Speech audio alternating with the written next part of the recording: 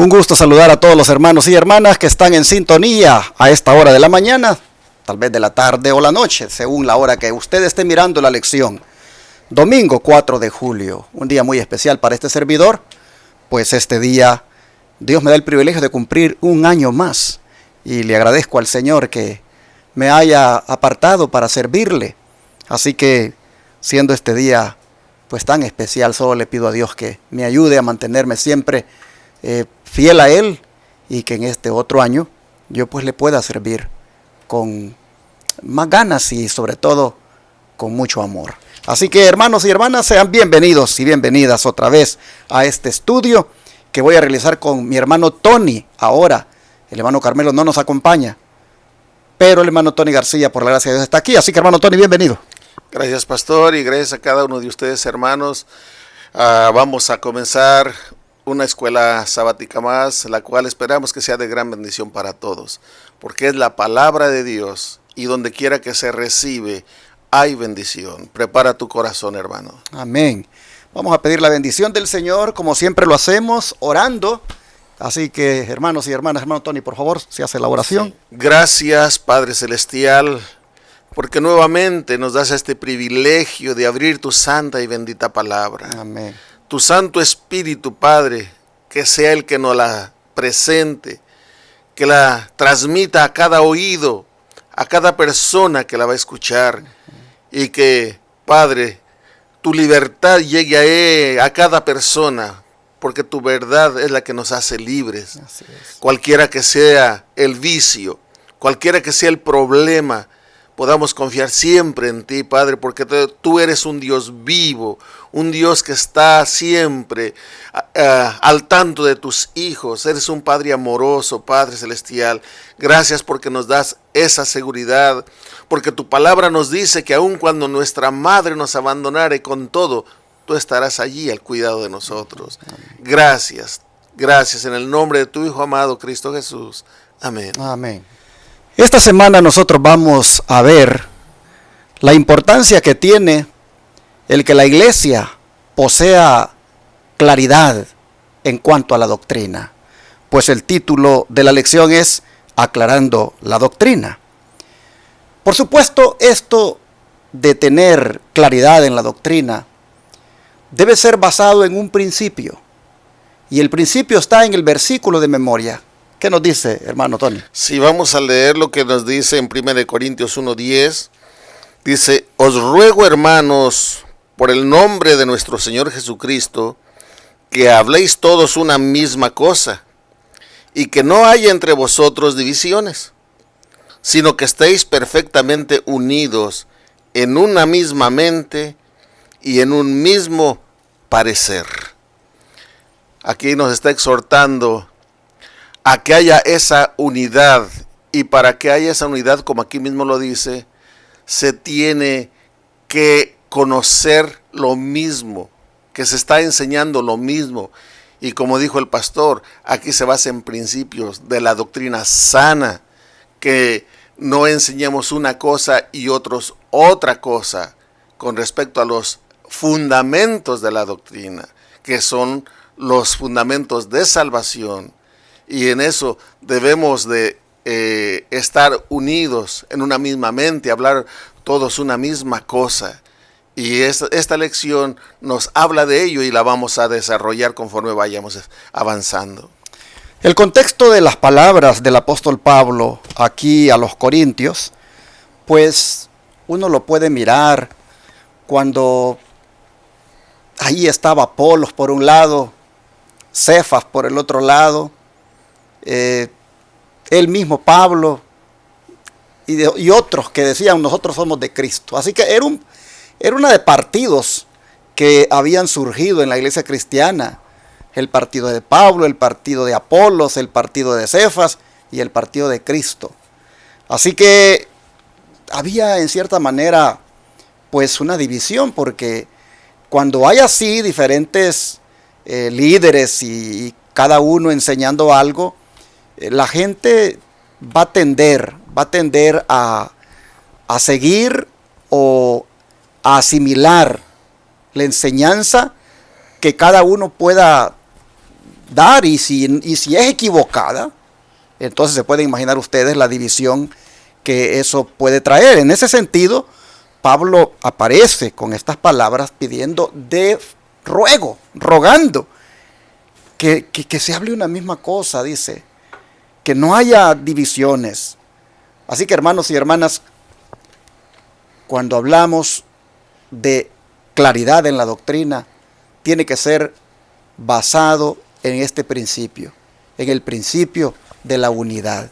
Si no hay unidad doctrinal, hermanos, en una iglesia, lo que hay allí es confusión. Así que es importante la unidad doctrinal. Y aquí viene un punto, hermano Tony, en la cita que viene a continuación, que también debe tomarse en cuenta cuando pues algún hermano por ahí, ¿verdad?, aparezca con algún punto de vista que requiera pues ser analizado. ¿Qué nos dice esa cita? Sí, voy a leer lo que dice en la Review and Herald del 15 de diciembre de 1885. Dice: los hermanos deben estimarse unos a otros, aconsejarse y orar juntos hasta que haya unidad entre ellos. Aquí menciona algún puntito o que sobresale, como es el que debemos de estimarnos y aconsejarnos unos a otros. El estimarse, para mí, el que yo estimo a este hermano, el estimar para mí es que debo de tener paciencia para con él, bondad para con él, amor para con él. En otras palabras, como Bernabé para con su sobrino. Cuando Pablo no quiso llevarlo, Bernabé soportó, apoyó a Juan Marcos, lo estimó y tal vez lo aconsejó también en lo que pudo, y después fue un pilar Juan Marcos. Y esto es lo que aquí nos habla, ¿verdad? Ahora, debemos de estar unidos en la verdad, no en el error, no en el engaño.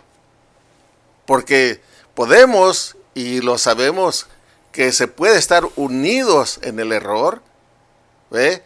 Pero aquí el apóstol Pablo dice que estemos unidos en la verdad.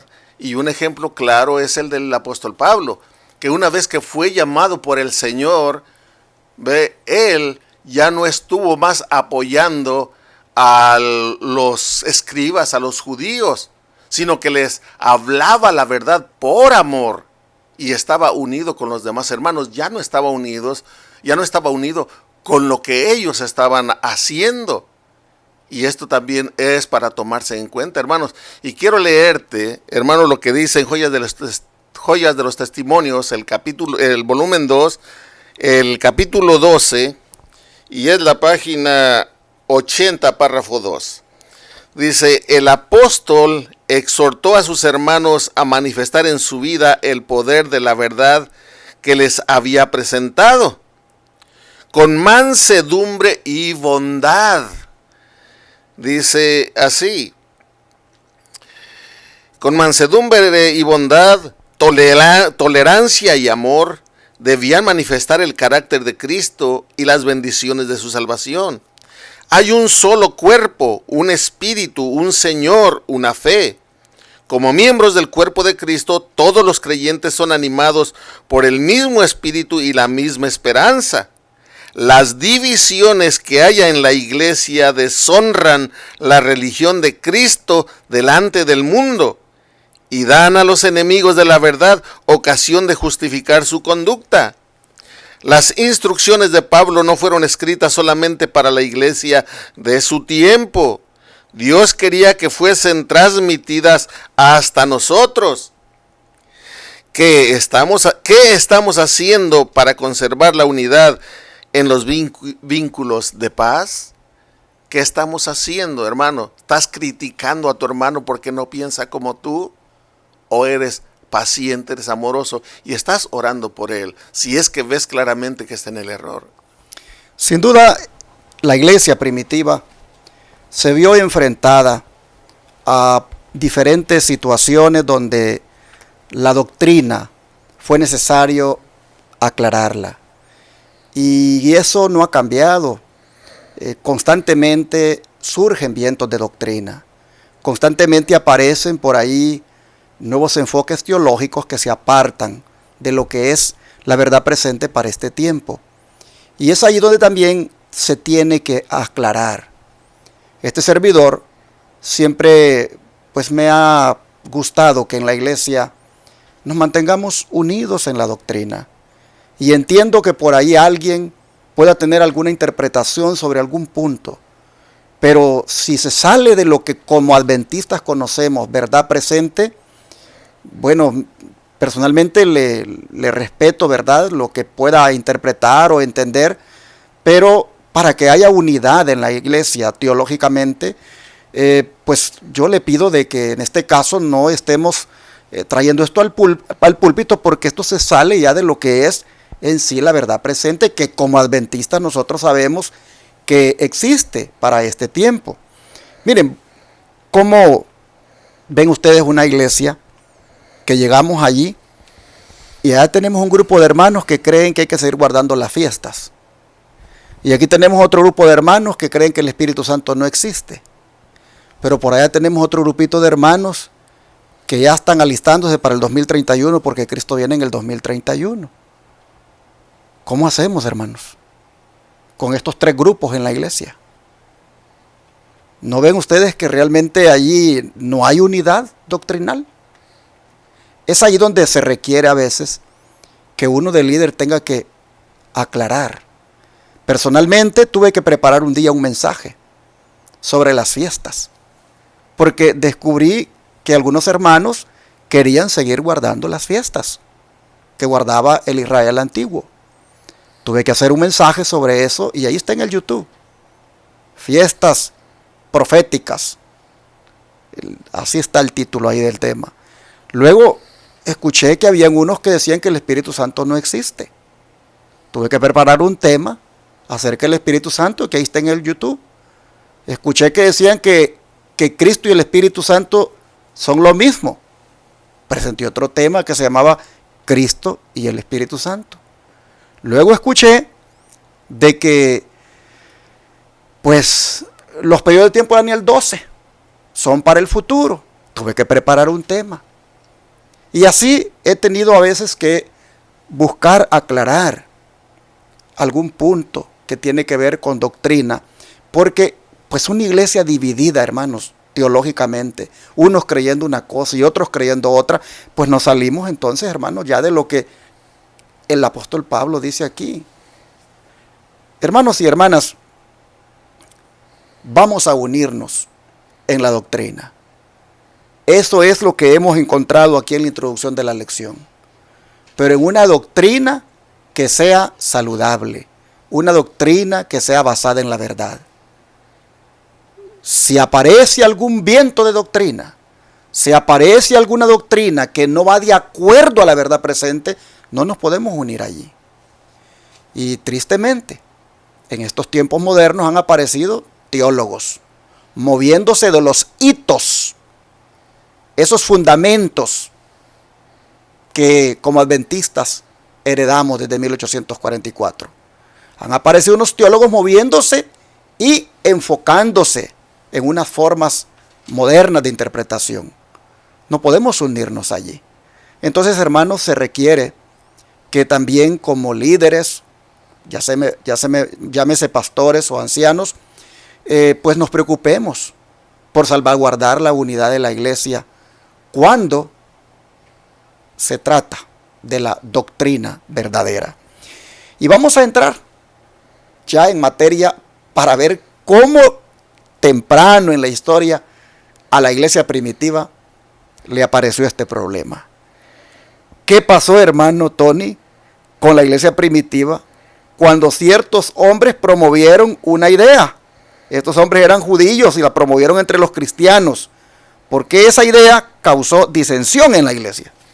Si vamos a leer Hechos, capítulo 15, versículo 1, dice así: Entonces vinieron de Judea algunos que enseñaban a los hermanos: si no os circuncidáis conforme al rito de Moisés, no podéis ser salvos.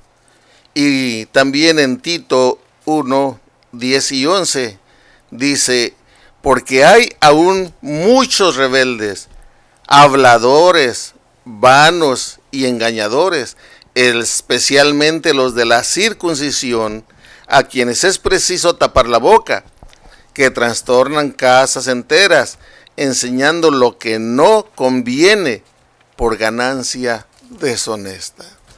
Enseñando lo que no conviene. Estos que vinieron trayendo estos puntos estaban todavía trayendo que si no se circuncidaban estos que se bautizaban, especialmente el gentil, no iba a ser salvo.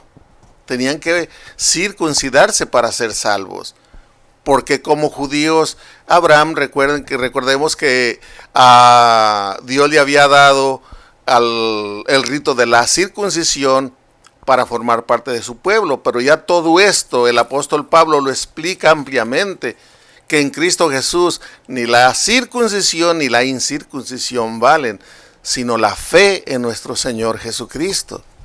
Pero estos todavía querían obligar a todo aquel que se bautizaba a que se circuncidara, y eso no era conveniente, y Pablo no podía unirse, no podía aceptar esa enseñanza, o sea, mantener eso.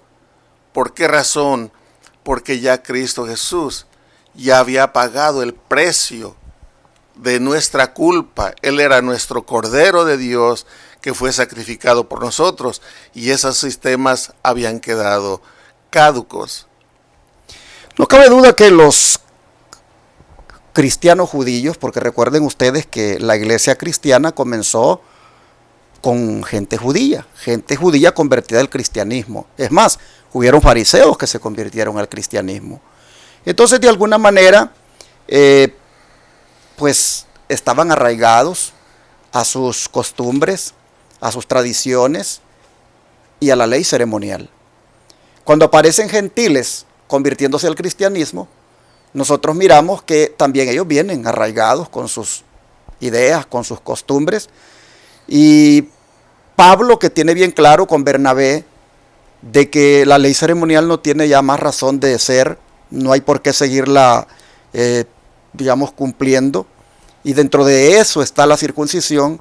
Pablo no le exige ni le pone como requisito a los gentiles para ser salvos el que tengan que pasar por ese cumplimiento de la ley ceremonial. Y los gentiles saben de que basta con la gracia que es en Cristo para ser salvos.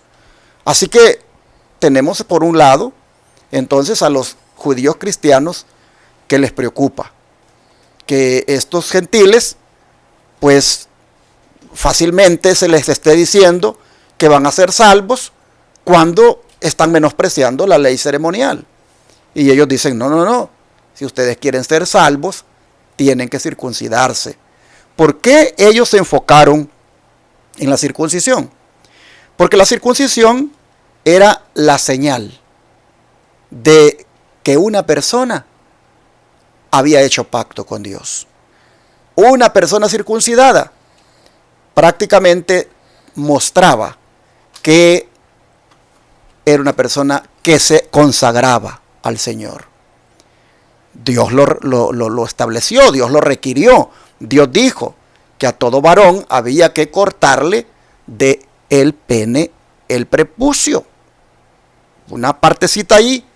Y eso era señal del pacto. Señal externa del pacto. Así que cuando vienen estos gentiles, abrazan el cristianismo, se les dice que ya son salvos porque han aceptado a Cristo. Los judíos dicen, pero ¿y el pacto? ¿Y la señal del pacto? No la tienen. Así que ¿cómo es eso? Tienen que circuncidarse para ser salvos. Y así nosotros vemos que Pablo tiene que ahora bregar con esta situación. Y la iglesia se ve ahora pues enfrentada, se ve dividida. Y es así como nosotros vemos que pues finalmente se tiene que decir bien claro, ¿no? Que la circuncisión, la que vale, es la que tiene que ver con el corazón. Es más, si ustedes se recuerdan, después que Dios requirió que el hombre se circuncidara. Hubo un tiempo que esa circuncisión el Señor ya no la quiso. Por 38 años no la quiso. Allá en el desierto, dice que después que hubieron muerto todos aquellos rebeldes, Dios ahora vino 38 años después y dijo a Josué, hay que circuncidarlos a todos estos. ¿Por qué? Porque estos habían entendido que la circuncisión tiene que ver con el corazón y con el respeto a los mandamientos. Lo vamos a ver en varios versículos, pero creo que vamos a pasar de una vez a lo que es el versículo, a lo que es la cita del Espíritu por decir, hermano Tony. Sí, en el libro de los Hechos de los Apóstoles, la página 153, dice así: en los días de Pablo había quienes constantemente hablaban de la circuncisión y podían presentar abundantes pruebas bíblicas para mostrar que era obligatoria para los judíos, ¿cierto? Como lo acaba de mencionar el pastor, eso era un rito establecido por Dios, exigido por Dios, y tenían muchas pruebas, pero esa enseñanza no tenía importancia en ese tiempo, pues Cristo había muerto en la cruz del Calvario, y la circuncisión de la carne ya no podía tener valor. El servicio simbólico y las ceremonias relacionadas con él se abolieron en la cruz. El grande y antitípico Cordero de Dios, que era lo simbolizado, se había convertido en una ofrenda a favor del hombre culpable, y la sombra terminó al aparecer la realidad.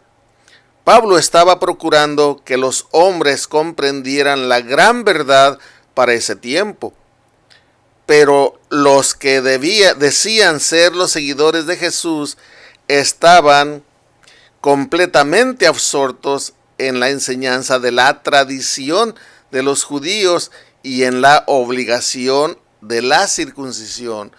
O sea, estaban todavía con eso, creyéndolo, y que se debía de hacer, pero Pablo ya lo había entendido, y por eso es que él exhortaba a que se obedeciera lo que ahora se estaba practicando. Cristo Jesús es ahora nuestro Cordero, nuestra salvación. Ya no hace falta la circuncisión, sino la del corazón, no la de la carne. Y aquí les voy a compartir lo que dice Cristo en su santuario, el capítulo 4, la página 57, párrafo 2. Aquí nos está hablando de cuándo terminó este rito. Dice: a la mitad de la semana hará cesar el sacrificio y la ofrenda. En el año 31 después de Cristo, 3 años y medio después de su bautismo, nuestro Señor fue crucificado. Con el gran sacrificio ofrecido en el Calvario, terminó aquel sistema de ofrendas que durante 4000 años había prefigurado al Cordero de Dios. El tipo se encontró con el antitipo, y todos los sacrificios y las oblaciones del sistema ceremonial debían cesar. Ya el pago se había llevado a cabo en la cruz del Calvario. Cristo Jesús había terminado con todo el sistema ceremonial, incluida la circuncisión, como más tarde el apóstol Pablo lo explica. Y ahora, todo el que quiere venir al Señor solamente debe tener fe en Él, y la circuncisión es la del corazón, o sea, ir quitando, cortando todo eso que nos aparta de Dios. Así es, dice que con gran aplomo estos maestros judaizantes aseveraban que a fin de ser salvo, uno debía ser circuncidado y guardar toda la ley ceremonial. Hechos de los Apóstoles, página 153, escrito por hermana Elena Guay. Hermanos y hermanas, nosotros vemos que definitivamente aferrarse a las tradiciones y aferrarse a la ley ceremonial y creer de que se es salvo si se obedece, eso, hermanos, no tiene sentido. Ahora, el punto es de que estos maestros judaizantes eran rebeldes porque en el libro, en la cita que leyó el hermano, interesante cómo Pablo se refiere a ellos. A ver si la leo otra vez, hermano Tony, Tito 1, 10 y 11. Tito 1, 10 y 11 dice, porque hay aún muchos rebeldes, habladores, vanos y engañadores, especialmente los de la circuncisión, a quienes es preciso tapar la boca, que trastornan casas enteras, enseñando lo que no conviene por ganancia deshonesta. Eso amerita una explicación. Noten primeramente que al insistir los maestros judaizantes en que los gentiles se circuncidaran, Pablo dice que lo hacían de una manera rebelde. Es decir, se les había dicho por parte de los apóstoles que no, eso no es parte del evangelio, pero de todas maneras ellos insistían en hacer aquello, en querer hacer prosélitos de esa manera. Y Pablo dice que se les debe callar la boca. ¿Cuál es la mejor forma de callarles la boca?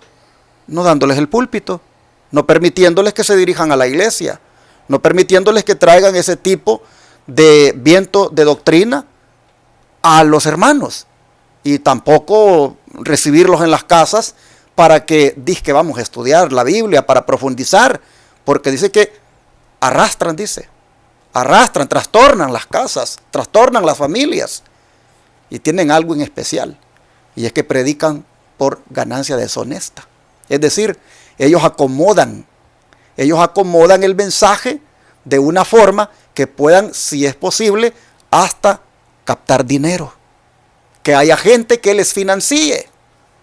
Hermanos y hermanas, aquí está Pablo entrando en puntos que todavía se están mirando ahora. Han aparecido predicadores, andan algunos predicando un mensaje que no es verdad presente, y andan pues ilusionando a la gente y prácticamente desviándola de lo que es la verdad presente, y la gente les da dinero. Pablo dice, predican por ganancia deshonesta.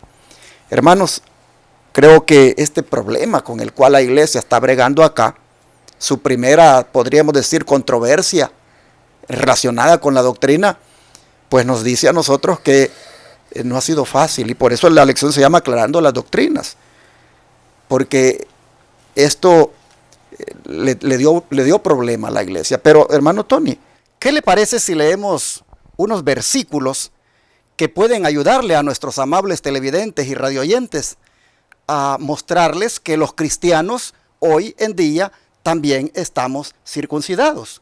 ¿Qué le parece si lee, por ejemplo, Colosenses capítulo 2, versículo 11 y 12? Amén, amén. Pero voy a leer, pastor, desde el 8, que es donde comienza a aclarar todo esto. Dice, mirad que nadie os engañe por medio de filosofías y huecas sutilezas, según las tradiciones de los hombres, conforme a los rudimentos del mundo, y no según Cristo. Porque en él habita corporalmente toda la plenitud de la deidad. Y vosotros estáis completos en él, que es la cabeza de todo principado y potestad. En él, o sea, en Cristo, también fuisteis circuncidados, con circuncisión no hecha a mano, al echar de vuestro cuerpo, nos dice, al echar de vosotros el cuerpo pecaminoso, carnal, en la circuncisión de Cristo, sepultados con él en el bautismo, en el cual fuisteis también resucitados con él, mediante la fe en el poder de Dios que le levantó de los muertos. ¿Hasta el 12 dijo? Sí. Ahora le pregunto, según estos versículos, ¿usted entonces ha sido circuncidado? Sí, en Cristo Jesús, al aceptarlo, al bautizarlo. El día que se bautizó. Amable televidente y radioyente, cuando tú te bautizaste, ese día tú adquiriste la señal del pacto. Como el Israel de antes, aquellos que pertenecían a esa dispensación obtuvieron la señal del pacto por medio de la circuncisión en ese quitamiento de esa parte carnal del llamada prepucio. Así también Hoy el cristiano que se bautiza adquiere la señal del pacto. Allí el cristiano tiene prácticamente la circuncisión en su cuerpo. Es una circuncisión espiritual. Así que todos los bautizados no necesitan circuncidarse como antes, porque ya están circuncidados. Pero hay algo más en relación con esto que vale la pena leer, porque no solamente se queda ahí con el bautismo, esto de la circuncisión ahora, sino que ¿qué nos dice Gálatas 5:6, hermano? Sí, en Gálatas 5:6 dice así, leemos la palabra del Señor: porque en Cristo Jesús ni la circuncisión vale algo, ni la incircuncisión, sino la fe que obra por el amor. Entonces, hermano Tony, ¿tiene usted fe? Amén. Entonces está circuncidado. Amén, porque es por fe. Exactamente, y es una fe que obra por el amor. Usted, la fe lo lleva a obedecer. Noten, hermanos, el circuncidado no solamente es el que se bautiza, sino el que tiene fe, y que esa fe es una fe que lo lleva a la obediencia. Pero hay algo más todavía. Gálatas 6, verso 15, ¿qué nos dice? Sí, dice así: porque en Cristo Jesús ni la circuncisión vale nada, ni la incircuncisión, sino una nueva creación, una nueva criatura. Exactamente. Cuando nacemos de nuevo. Por eso dice Pablo, de modo que el que está en Cristo, nueva criatura es. Las cosas viejas pasaron. Así que noten ustedes lo que involucra la circuncisión. Número 1, se bautiza. Número 2, tiene fe. Y número 3, es una nueva criatura. Pero todavía hay algo más. Deuteronomio 10:16, hermano. Si vamos a Deuteronomio, capítulo 10, versículo 16, dice así la palabra del Señor: circuncidad pues el prepucio de vuestro corazón, y no endurezcáis más vuestra cerviz. ¿Cómo entiende usted ese versículo, hermano? Dice que no endurezcamos más nuestro corazón a la palabra de Dios, al mensaje de salvación que está llegando a nosotros. Si oyeres hoy su voz, no endurezcáis vuestro corazón. Eso es endurecer nuestro entendimiento, y no debemos de endurecerlo. Interesante que diga de que hay que circuncidar el prepucio del corazón.